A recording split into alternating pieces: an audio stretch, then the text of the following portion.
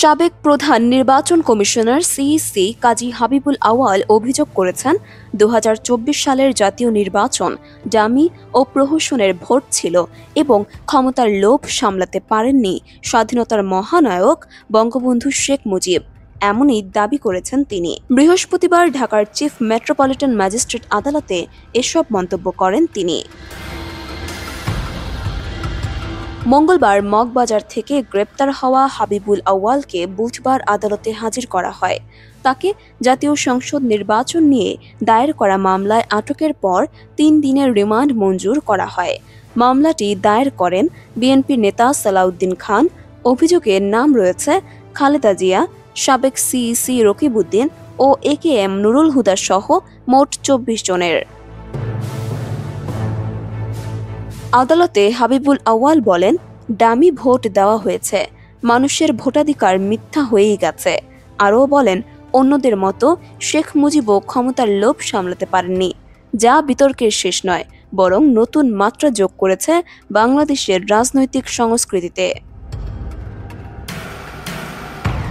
তদন্তকারীদের প্রশ্ন ছিল, আপনি সরাসরি কেন এই নির্বাচনের অনুপস্থিতিতে কাজ করেছেন? এ বিষয়ে সাবেক সিইসি জানান, পরিস্থিতির কারণে ইস্তফা দেয়া সম্ভব ছিল না। হঠাৎ উঠে আটকালে তিনি বলেন, আবারও যদি কেউ আমাকে আগে সতর্ক করত যে এমন ভয়াবহ নির্বাচন আসছে, তবে আমি হয়তো পোস্ট নিতামই না। একই আদালতে রকিবউদ্দিন আহমদ ও নুরুল হুদা সহ অন্যান্য সাবেক সিইসির নামও রয়েছে মামলায়। কেএম নুরুল হুদা গত ২২ জুন গ্রেপ্তার হয় ৪ দিনের রিমান্ডে। মামলায় অভিযোগ, জাতীয় নির্বাচনের অবৈধতা এবং ভোট পদ্ধতিতে পক্ষপাতিত্ব, যা ইস্যু উত্তপ্ত করে তুলেছে বাংলাদেশের রাজনীতিতে।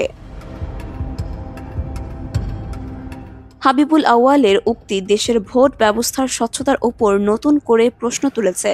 ২০১৪, ২০১৮ ও ২০২৪ সালের নির্বাচনে ইভিএম ও ইলেকট্রনিক ভোটিং নিয়ে সমালোচনা তীব্র ছিল। তবে এবার বিশেষ করে নির্বাচনের প্রকৃত স্বাতন্ত্র্য ও গণতান্ত্রিকতা নিয়ে সরাসরি উচ্চ পর্যায়ের সাক্ষাৎকারে বিতর্ক উঠে এসেছে। তার পাশাপাশি এই মামলা রাজনৈতিক প্রতিপক্ষদের সমর্থন বাড়ানোর উপায় হিসেবেও দেখছেন বিশ্লেষকরা। বুধবার আদালতে শুনানিতে হাবিবুল আওয়ালের সপক্ষে বিএনপি নেতা উপস্থিত থাকায় তা এ ধরনের এক পরীক্ষামূলক দৃষ্টান্ত হিসেবে বিবেচিত হচ্ছে।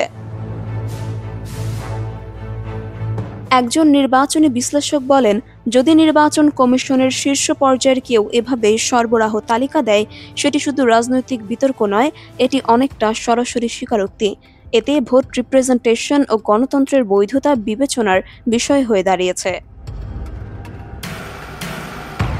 এই মামলায় উল্লেখযোগ্য বিষয় হল, রাষ্ট্রদ্রোহের ধারার আবেদন করা হয়, যা শেরেবাংলা নগর থানায় পুলিশের আবেদন। সেটি আদালত অনুমোদন করেছে। এই আইনি ধাপ আগামী শুনানি ও তদন্ত প্রক্রিয়ার দৃষ্টিভঙ্গিতে গুরুত্বপূর্ণ প্রভাব ফেলবে। রাজনৈতিক প্রেক্ষাপটে ব্যাংক গেট অবাধ ভোটের প্রশ্নের অব্যাহত সমালোচনা, নির্বাচন কমিশনের স্বায়ত্তশাসন ও সরকারি হস্তক্ষেপ, এসব বিষয় নতুনভাবে ছড়িয়ে পড়বে। আগামী দিনে আইনগত অভিযান ও রাজনৈতিক প্রতিক্রিয়া আরও তীব্র হতে পারে।